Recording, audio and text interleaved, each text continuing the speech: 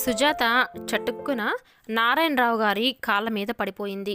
ఆయన సుజాతని లేవనెత్తుతారు. మదన్కి నేను కన్న తండ్రినైతే రవిని నేను పెంచాను. నాకు మదన్ సంతోషం ఎంత ముఖ్యమో రవి ఆనందం కూడా అంతే ముఖ్యం. రవికి నువ్వంటే ఎంత ప్రాణమో నేను వచ్చిన ఈ కొద్దిసేపట్లోనే బాగా తెలుసుకున్నాను. మీరిద్దరూ ఏ లోటు లేకుండా అన్యోన్యంగా నూరేళ్ల పాటు కలకలలాడుతూ ఉండాలని నా కోరిక. మిమ్మల్ని బాధ పెట్టినట్లయితే క్షమించండి. కళ్ళు చెమర్చగా చేతులు జోడిస్తూ సుజాత ఆ మాట మనస్ఫూర్తిగానే అంది. లేదమ్మా, నువ్వు నన్ను బాధ పెట్టలేదులే. నీ జీవితం నువ్వు ఇలా ధైర్యంగా చక్కదిద్దుకున్నందుకు నాకు చాలా ఆనందంగా ఉంది. నువ్వు అదృష్టవంతురాలివి కాబట్టి రవి లాంటి యోగ్యుడు నీకు భర్తగా లభించాడు. రవి యోగ్యుడేనమ్మా. ఎందుకంటావో, నేను ఎంతోమందికి ఎన్నో రకాలుగా సహాయం చేశాను.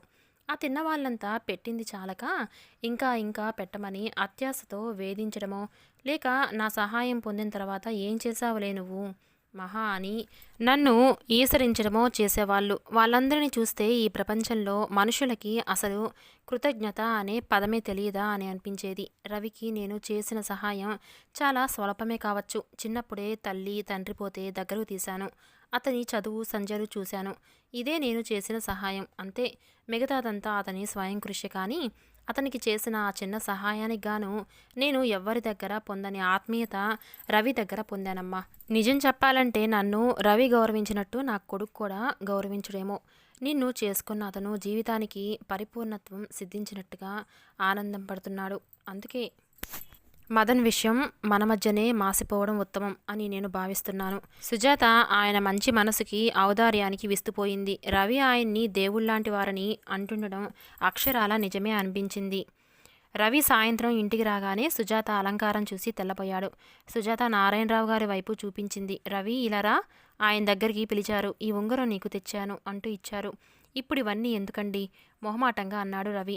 మీ ఈ పెళ్ళి నా చేతుల మీదుగా జరిగితే నాకు ఇంకా ఎంతో ఆనందంగా ఉండేది.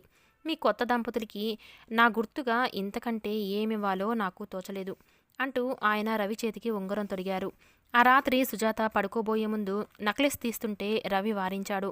కొంచెంసేపు ఉండనియదాన్ని అన్నాడు సుజాతని దగ్గరకు తీసుకుంటూ. ఈ నక్లెస్ బాగుంది. దీన్ని పెట్టుకున్న అమ్మాయి ముఖం ఇంకా మరీ మరీ బాగుంది తెలుసా అన్నాడు.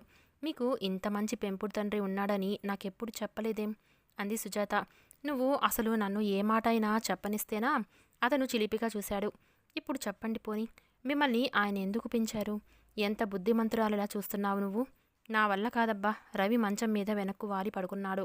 అక్క చెప్పడం ఏమిటంటే మీకెవ్వరూ లేరని, మీ చదువుకి ఎవరో ఒక ధర్మాత్ముడు సాయం చేశారని మాత్రం అంది నాతో. మీకు ఆ ధర్మాత్ముడికి ఇంత సంబంధ బాంధవ్యాలు ఉన్నట్టే చెప్పలేదు. రవి ముఖం గంభీరంగా మారింది. విమల చెప్పింది కూడా నిజమే. నారాయణరావు గారి ఇంటికి నాకు పెద్దగా రాకపోకలు లేవు. ఎందుకని? ఆయనకి మీరంటే ఇంత అభిమానం ఉంది కదా. నిజమే, కానీ ఆయన భార్యకి నేనంటే ఇష్టం లేదు. అదేమిటి, ఎందుకని? రవి కళ్ళల్లో గత జ్ఞాపకాలు ఆలోచనలు తొంగిచూశాయి. అతను సుజాత తలని గుండెల మీదకి లాక్కొని చెప్పసాగాడు. ఆ మాటలు సుజాతకి చెబుతున్నట్టుగా లేవు. తనకి తాను మరోసారి గుర్తు చేసుకుంటున్నట్టుగా ఉంది. ఎప్పుడో ఒకసారి ఇదంతా నీకు చెప్పాలని అనుకున్నాను, కానీ నువ్వే ఈరోజు ఇలా అడుగుతావని అనుకోలేదు సుజా. నా చిన్నతనం ఏమంతా చెప్పుకోదగిందేం కాదు. చాలా మధ్యతరగతి కుటుంబం మాది. నా చిన్నప్పుడే అమ్మ చచ్చిపోయింది. లేమి బాధతో కృంగిపోతున్న మా నాన్న నన్ను తీసుకొని జీవనోపాధి కోసం ఏదైనా మార్గం చూపించమని మా దూరపు బంధువైన నారాయణరావు గారి ఇంటికి వచ్చాడు. ఆయన నాన్నకి ఏదైనా ఉద్యోగం చూస్తానని, అంతవరకు తన ఇంట్లోనే ఉండమని చెప్పారు. నాకప్పుడు నిండా 10 సంవత్సరాలు కూడా ఉన్నాయో లేవో. మేము ఇంట్లో ఉండడం నారాయణరావు గారి భార్య సుశీలమ్మ గారికి ఇష్టం లేదు. కానీ ఆయన భార్య ఇష్టాన్ని లక్ష్య పెట్టలేదు. బ్రతికి చెడిన వాళ్ళమని, ఉద్యోగం దొరకగానే వెళ్ళిపోతారని చెప్పి ఉంచారు. ఆవిడ మనసులో కోపం అంతా ఆయన లేనప్పుడు మా మీద చూపించేది. ఒకసారి నారాయణరావు గారు ఊళ్ళో లేరు. ఇంట్లో దొంగలు పడ్డారు. ఆవిడకి మెలకువ వచ్చి కేకలు పెట్టింది. అవుట్ హౌస్లో పడుకున్న మేం ఆ అరుపులకి లేచి పరిగెత్తుకు వెళ్ళేసరికి దొంగ నగలు డబ్బు తీసుకొని పారిపోతున్నాడు. మా నాన్న దొంగ వెంటపడి పరుగెత్తి పట్టుకున్నాడు. దొంగ బల్లుకంలా ఉన్న నాన్న పట్టుని విడిపించుకోలేక కత్తి తీసి ఎడాపెడా పొడిచేశాడు. అయినా నాన్న మొండిగా వాడిని వదల్లేదు. ఈ లోపల వంటవాడు పరిగెత్తుకు వచ్చి వాడి మీద పడి పట్టుకున్నాడు. దొంగ దొరికాడు. సుశీలమ్మ గారి నగలు డబ్బు తిరిగి లభించాయి. కానీ కత్తిపోట్లకి గురైన మా నాన్న తిరిగి కోలుకోలేదు. ఆ గాయాలు సెప్టిక్ అయ్యి హాస్పిటల్లోనే మరణించాడు. నాన్న చచ్చిపోయేటప్పుడు నన్ను నారాయణరావు గారికి అప్పగించాడు. నారాయణరావు గారు నాకు ఏ లోటు లేకుండా చూస్తానని మాట ఇచ్చారు. నాన్నకి మృత్యుముఖంలో ఇచ్చిన మాటకి కట్టుబడి ఆయన నన్ను పెంచారు. వారు నన్ను బాగానే చూడసాగారు. ఇంట్లోనే ఉంచుకొని మదంతో సమంగా ఆపేక్షగా చూసేవారు. ఇది సుశీలమ్మ గారికి బొత్తిగా ఇష్టం లేదు. నన్ను ఏ హాస్టల్లోనైనా చేర్పించి చేతులు దులుపుకోమని పోరు పెట్టేది. ఆయనతో రోజు ఏదో ఒక నెపం మీద ఈ విషయంలో తగాద పెట్టుకునేది. కానీ ఆయన ఆవిడ మాటని లక్ష్య పెట్టలేదు.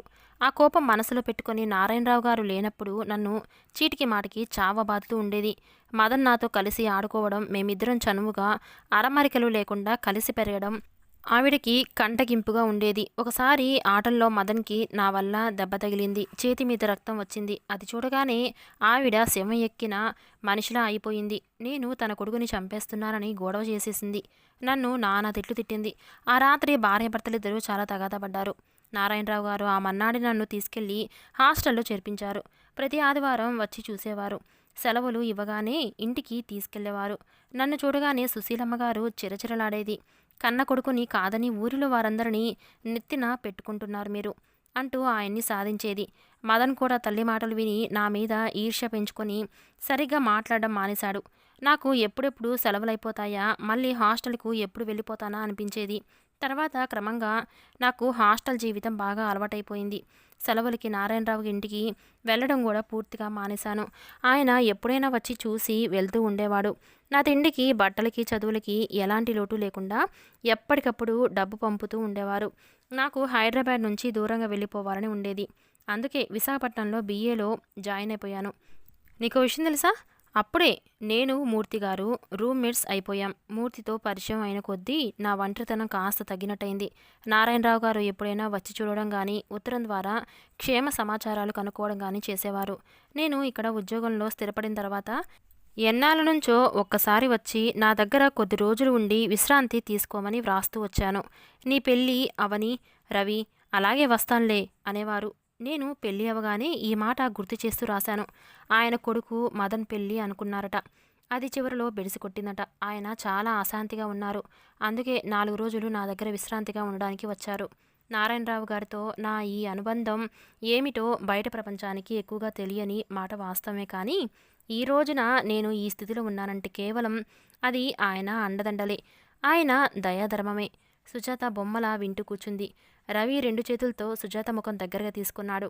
సుజా, నా అనే దిక్కులేని నాకు చిన్నప్పుడు నారాయణరావు గారి ఆదరణ లభించడం ఎంత అదృష్టమో, ఇప్పుడు నువ్వు భార్యగా దొరకడం కూడా అంతే అదృష్టం. నేను ఎంతో నిర్భాగ్యుడిగా పుట్టినా నా అంత భాగ్యవంతుడు ఎవరు లేరు అనేటంత ఆనందంగా, తృప్తిగా ఉన్నాను తెలుసా.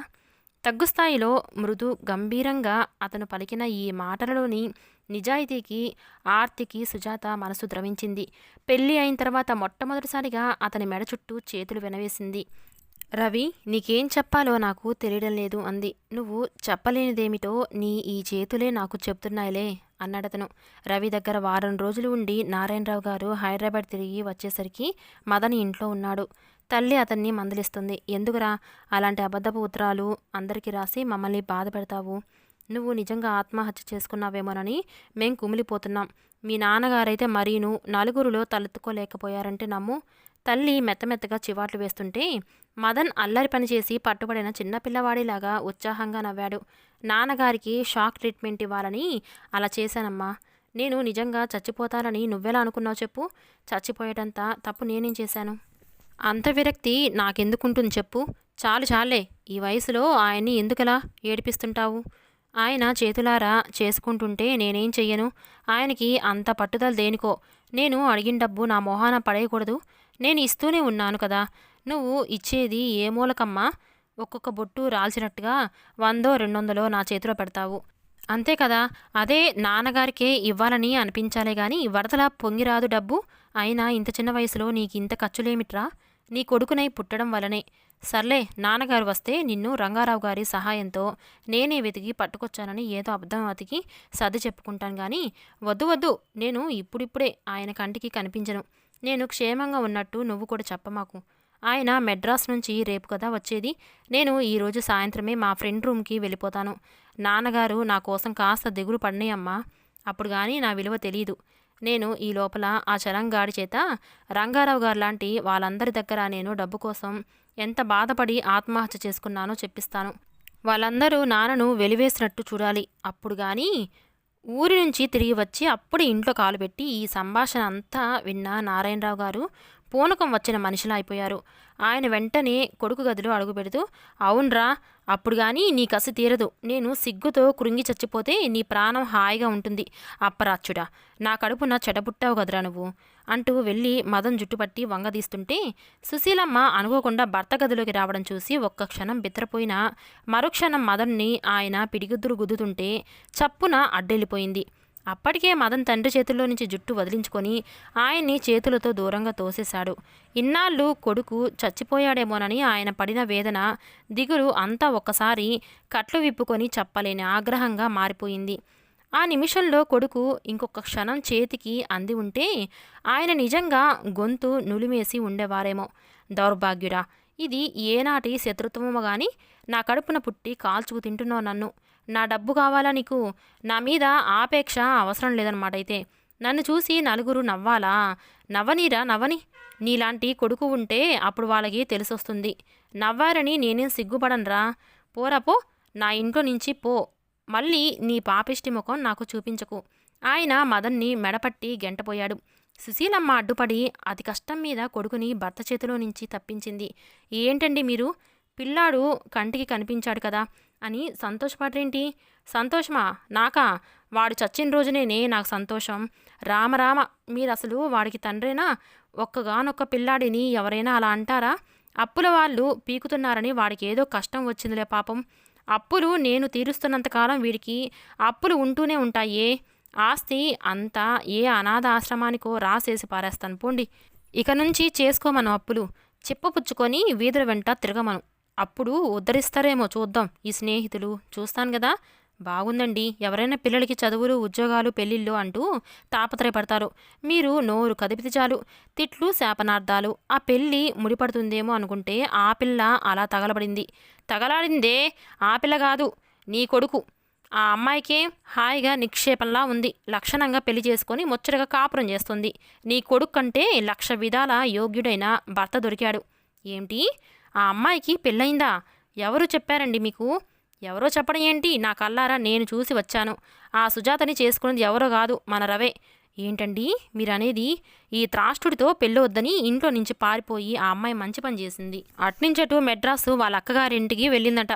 అక్కడ వాళ్ళ అక్కగారి భర్త అయిన మన రవి స్నేహితుడు అక్కా బావ ఆ సంబంధం గాయపరిచారట. పెళ్ళి అయిపోయింది. ఇద్దరు ఎంత చూడముచ్చటగా ఉన్నారు తెలుసా నీకు? గదిలో నుంచి వెళ్ళిపోతున్న మదన్ ఆగి వెనక్కు తిరిగాడు. సుశీలమ్మగారు ఆశ్చర్యంగా బుగ్గలు నొక్కుంది. అయితే రవి పెళ్లి చేసుకున్నానని వ్రాశాడు. ఈ అమ్మాయినేనా? అక్షరాల ఈ అమ్మాయినేనే. ఒక్కసారి వెళ్ళి వాళ్ళ కాపురం చూసిరావే, నీ జన్మ తరిస్తుంది. ఆ అమ్మాయి చాలా అదృష్టవంతురాలు కాబట్టి ఈ పాపిష్టివాడు తప్పి రవిలాంటివాడు భర్తగా దొరికాడు. ఈ మాట వినగానే సుశీలమ్మగారికి రోషం, కోపం వచ్చేశాయి. భర్త తన కన్న కొడుకుని కించపరిచి పరాయివాడని రవిని ప్రశంసిస్తుంటే ఆవిడ ఎప్పుడు భరించలేదు, ఇప్పుడు సహించలేకపోతుంది. బాగుందండి, మీ ధోరణి చాలా బాగుంది. ఆ రవిగాడిని నెత్తిన పెట్టుకుని మన వాడిని క్రిందకు తోయడం మీకెప్పుడు అలవాటే కదా. ఈరోజు ఈ విషయం నాకేం కొత్త కాదు కదా. ఆ రవి మీ చేత ఉపకారం పొంది పిలవకుండా పెళ్లి చేసుకుంటే మీకు అది బాగానే ఉంటుంది. తగదునమ్మా అంటూ చూడడానికి వెళ్ళొచ్చారు. ఇక్కడ మనల్ని ఇంత నవ్వులు పాలు చేసి వెళ్ళిన పిల్ల ఆ రవి భార్య అయితే అసహించుకునేది పోయి సంబరంగా వారం రోజులు ఉండొచ్చారా? మీలాంటి మనిషి అసలు ఈ ప్రపంచంలో ఎవరైనా ఉంటారా? చెప్పండి. వాళ్ళకి ఏమేమి ఇచ్చొచ్చారో, ఎంత డబ్బు ఖర్చు పెట్టొచ్చారు ఇంతకీ? మీకు అసలు ఏ సాకు దొరుకుతుందా? వాడికి డబ్బెంత ఎలా కట్టబెడతామా అని చూస్తారు. పోనీ మీరు వాడి దగ్గర సుఖంగా ఉండరాదు? నేను నా కొడుకు ఎటైనా వెళ్ళిపోతాము అంటూ ఆవిడ శోకం మొదలుపెట్టింది. మదన్ తల్లి దగ్గరికి వచ్చాడు. ఆత్మీయంగా భుజాల చుట్టూ చేయి వేశాడు. ఊరుకోమ్మ ఊరుకో, నాన్నగారి సంగతి నీకు తెలియదేముంది అంటూ అనునయించాడు. అసలు అక్కడ ఇన్నాళ్ళు ఈయన ఎలా ఉన్నారమ్మా? 4 ముఖాన దులిపి చివాల్టేసి రావాలి కదా. ఈ ప్రపంచంలో ఇంకే తండ్రి అయినా అలాగే చేస్తాడు. మన అదృష్టవంతులమ్మ. అందుకే నాన్నగారు వేరు. తల్లి కొడుకులిద్దరూ ఆ క్షణంలో ఆయన్ని బద్ధశత్రువుని చూసినట్టు చూడసాగారు. నారాయణరావు గారు ఆ చూపులు లక్ష్య పెట్టలేదు. అధిక ప్రసంగం చేయకండి మదన్, నేను ఈ పూటే ఆనందరావు గారికి ఫోన్ చేస్తాను. వాళ్ళ తమ్ముడి కూతురిని ఖాయపరుచుకుంటామని చెప్తాను. చెప్పండి నాన్న చెప్పండి. చెప్పే ముందు ఇంకో పని కూడా చేయండి. ఏంటది? లాయర్ని పిలిపించి ఆస్తిలో నాకు రావాల్సిన వాటా నాకు రాసి ఇచ్చేసేయండి. ఆ పని చేసిన తర్వాత పెళ్లి ఖాయపరచండి. నేను కాదనను. మదన్ ఖచ్చితంగా తన అభిప్రాయం చెప్పేశాడు. ఆ రాత్రంతా మదన్ నిద్రపోలేదు. సుజాత రవిని పెళ్లి చేసుకుందనే మాట తండ్రి నోటి నుంచి విన్నప్పటి దగ్గర నుంచి అతనికి భూమి మీద కాలు నిలవనట్టుగా ఉంది. క్షణంసేపు ఒకచోట కూర్చోలేనట్టుగా, నిలబడలేనట్టుగా అమిత ఆరాటంగా అయిపోయాడు. సుజాత ప్రపంచంలో ఇంకెవరిని చేసుకున్నా అతనికి ఈ తపన ఉండేది కాదేమో. కానీ రవి చిన్నప్పటి నుంచి శనిలా తన జీవితంలో అడుగడుక్కి పోటీగా తయారవుతున్నాడు. చదువులో ఎప్పుడు తనకంటే అతనే ఫస్ట్. తండ్రి దగ్గర చనువులో కూడా ప్రథమ స్థానం అతనిదే. తనంటే గౌరవించని నౌకర్లు, బంధువులు అతన్ని అందరం ఎక్కించినంత ఆదరంగా చూసేవాళ్ళు. చిన్నప్పటి నుంచి మదన్ మనసులో రవి అంటే మండే ఈ ఈర్ష్యాగ్నిని ఇప్పుడు సుజాత అతని భార్య అయి హఠాత్తుగా పెద్దగా బగబగలాడే అగ్నిగోళంగా మార్చేసింది. సుజాత గుర్తుకు రాగానే అతని పెదవుల మీద క్రూరమైన చిరునవ్వు మెరిసింది. తనని తప్పించుకొని పారిపోవాలనుకున్న సుజాత ఎక్కడికెళ్ళింది? తిరిగి తిరిగి చివరికి నా చేతికి చిక్కేలా అందుబాటులోకే వచ్చేసింది. అదృష్టవంతులు ఎవరు? తనే. అతనికి చాలా ఉత్సాహంగా అనిపించింది. చిన్నంగా మదన్ మెడ్రాస్ వచ్చాడు. కానీ సరాసరి రవి ఇంటికి రావడానికి ధైర్యం చాలలేదు. సుజాత తమ విషయం రవికి చెప్పిందో లేదో తెలుసుకోకుండా కాలు ముందుకి సాగించడం మంచిది కాదని భావిస్తాడు. హోటల్లో దిగి రవి ఆఫీస్కి ఫోన్ చేస్తాడు. మదన్ కంఠం వినగానే రవి చాలా ఆనందపడ్డాడు. ఇదేంటి, సరాసరి ఇంటికి రాకుండా హోటల్లో ఎందుకు దిగావు అంటూ మందలించాడు. అతని పలకరింపు మామూలుగానే ఉండడం చూసి మదన్కి ధైర్యం వచ్చేసింది. నువ్వు ఇదివరకులా ఒంటరివాడివి కాదు కదా, కొత్త పెళ్లి కొడుకువాయే. మీ శ్రీమతి ఏమంటుందోనని. ఏమీ అనుకోదు. నా వాళ్ళంతా తన వాళ్ళుగానే భావిస్తుంది తెలుసా. ఇంటికి వచ్చి చూడు, నీకే తెలుస్తుంది. నాన్నగారి మాటల వల్ల కొంతవరకు తెలిసిందిలే. అబ్బా, ఆయన ఇక్కడ నుంచి వచ్చినప్పటి నుంచి ఒకటే పోడతలనుకో. అంత బుద్ధిమంతురాలని ఎక్కడ చూడలేదట. అందాల రాసట, సుగుణాల పుట్టట. నాకు భారీగా అలాంటి పిల్లనే చూడాలట. అప్పుడే తీర్మానించేశారు తెలుసా. రవి హాయిగా నవ్వుకున్నాడు. మదన్ మరింత ఉత్సాహంగా అన్నాడు. రవి, నిజం చెప్పాలంటే ఎప్పుడెప్పుడు నా కళ్ళతో చూస్తానా అనిపిస్తుంది. ఇక ఆలస్యం దేనికి మరి? నీ పని పూర్తి చేసుకొని రెడీగా ఉండు. నేను ఆఫీసులో పనైపోగానే వచ్చి ఇంటికి తీసుకెళ్తాను, సరేనా? మర్చిపోగా. అంత మతిమరుపు రాలేదులే ఇంకా. ఏమో, ఎంతైనా నువ్వు కొత్త పెళ్లి కొడుకు కదా. రవి మరింత బిగ్గరగా నవ్వి ఫోన్ పెట్టేశాడు. రవితో ఫోన్లో మాట్లాడిన తర్వాత మదన్కి చాలా సంతృప్తిగా అనిపించింది. సిగరెట్ తీసుకొని వెలిగించుకుంటుంటే లైటర్ మీద అక్షరాలు అవి కూడా నవ్వుతున్నట్టుగా మెరవసాగాయి. మదన్ వాటిని ముద్దు పెట్టుకున్నాడు. రవి ఆఫీసు నుంచి మదన్తో మాట్లాడిన వెంటనే సుజాతకి ఫోన్ చేశాడు. సుజాత గురించి మదన్ అన్న మాటలు కూడా చెప్పాడు. అవి వినగానే సుజాత ముఖం ఎర్రబడింది. మదన్ రాక గురించి గుండెల్లో గుబులుగా అనిపిస్తున్నా మనసుకి నిబ్బరం తెచ్చుకుంది. నారాయణరావు గారు తనని క్షమించినప్పుడు మదన్కి వెరవాల్సిన పని లేదు. ఇంటికి రాగానే ఎలాంటి తోట్రుపాటు లేకుండా నిర్భయంగా అపరిచితుడిలాగానే తనని మర్యాద చేస్తున్న సుజాతని చూసి మదన్ దిమ్మెరపోయాడు. సుజాత అతన్ని చూసి భయపడలేదు, బెదురు చూపులు చూడలేదు. పక్కా గృహిణిలాగా అతనికి అతిథి మర్యాద చేసింది. సుజాత ప్రవర్తన మదన్ ఊహించిన దానికి పూర్తి వ్యతిరేకంగా ఉంది. రవి చీటికి మాటికి సుజా సుజా అని పిలుస్తుంటే మదన్ ఆ పిలుపు 1000 రంపాల కోతలా ఉంది. అతని మనసు నిండా కసి, ద్వేషం, అసూయ, ఆశాభంగం పేరుకుపోసాగాయి. భోజనాలు చేస్తుండగా మదన్ అన్నాడు. రవి, నాన్నగారు చెబుతుంటే అతిశయోక్తులేమో అనుకున్నాను సుమా. ఇప్పుడు నా కళ్ళార చూస్తున్నానుగా. నువ్వు నిజంగా అదృష్టవంతుడివేనోయ్ అంటూ అభినందించాడు. రవి కూర వడ్డిస్తున్న సుజాత వైపు చూశాడు. అతని కళ్ళల్లో సంతృప్తి, ఆనందం నాట్యం చేశాయి. అదృష్టవంతుడనే నంటావా? నిజమేనమో. దేవుళ్ళు కోరకుండానే నాకు ఈ వరాన్ని ప్రసాదించారు. అవును, ఇంతకీ నీ భార్యని ఏమని పిలవాలి నేను? నువ్వు నాకు అన్న వరుసవుతావు. వదినా అని పిలుద్దామా అంటే నాకంటే చాలా చిన్నదే కనిపిస్తుంది. పేరు పెట్టి పిలిస్తే తనేమైనా అనుకుంటుందేమో అంటూ సందేహం వెలివిచ్చాడు. ఏమీ అనుకోదులే, సుజా అని పిలు అన్నాడు రవి. సుజా అని పిలిస్తే మరీ చనువు చూపిస్తున్నానని భావిస్తుందేమో. నీ ధర్మ సందేహాలు నేను తీర్చలేను బాబు. ఏమని పిలవమంటుందో తననే అడుగు అన్నాడు రవి. వాళ్ళకి వడ్డిస్తున్న సుజాత మౌనంగా అక్కడి నుంచి వెళ్ళిపోయింది. అది సరే గాని, ఇంతకీ నీ పెళ్లి సంగతి ఏంటో చెప్పు. నీ పెళ్లి చేస్తే గాని తనకు మనశ్శాంతి ఉండదని అన్నారు నాన్నగారు అన్నాడు రవి. పెళ్ళి ప్రసక్తి రాగానే మదన్ మజ్నులాగా నిట్టూర్చాడు. హా, ఏం చేయను రవి, నేను ప్రేమించి పెళ్లి చేసుకుందామనుకున్న అమ్మాయి మోసం చేసి పారిపోయింది. ఇంకొకరిని పెళ్లి చేసుకొని సుఖంగా ఉంది. దానితో నా మనసు విరిగిపోయినట్టయింది. ఇక పెళ్లి మాటే తలపెట్టబుద్ధి కావడం లేదు. నిన్ను కాదని పోయిన అమ్మాయిని గురించి బాధ ఎందుకు రామాను? ఈ ప్రపంచంలో ఆడపిల్లలే కరువయ్యారా ఏంటి? నేను అదే అనుకుని గుండెను గట్టి చేసుకోవాలని ఎంత అనుకుంటున్నా నా వల్ల కావటం లేదు. నేనేం చెయ్యను? నా మనసులో నుంచి ఆ జ్ఞాపకాలు పోవటం లేదే. ఎన్నెన్ని వాగ్దానాలు చేసుకున్నా, ఎన్ని బహుమతులు ఇచ్చిపుచ్చుకున్నాను తెలుసా? ఎన్నెన్ని తీపి జ్ఞాపకాలో. మదన్ బాధగా తల వాల్చేశాడు. రవి సానుభూతిగా మదన్ చేతి మీద చెయ్యి ఆనిచ్చాడు. మను, ఆ విషయం మర్చిపోరా. ఈ విషయంలో నాన్నగారిని బాధ పెట్టడం భావ్యం కాదు. నీ బాధ ఏదైనా ఆయన కోసమైనా నువ్వు పెళ్లి చేసుకోవాలి. నిజమే రవి, నేను కాదనడం లేదుగా. కొద్ది రోజులు ఇక్కడ ఉంటావా? నాకు వేరే పనేమీ లేదు. మనసు బాగుండక ఊళ్ళు తిరగడానికి బయలుదేరాను. నువ్వు ఉండమంటే ఉంటాను. ఉండు. నా ఎరికలో 2-3 సంబంధాలు ఉన్నాయిలే.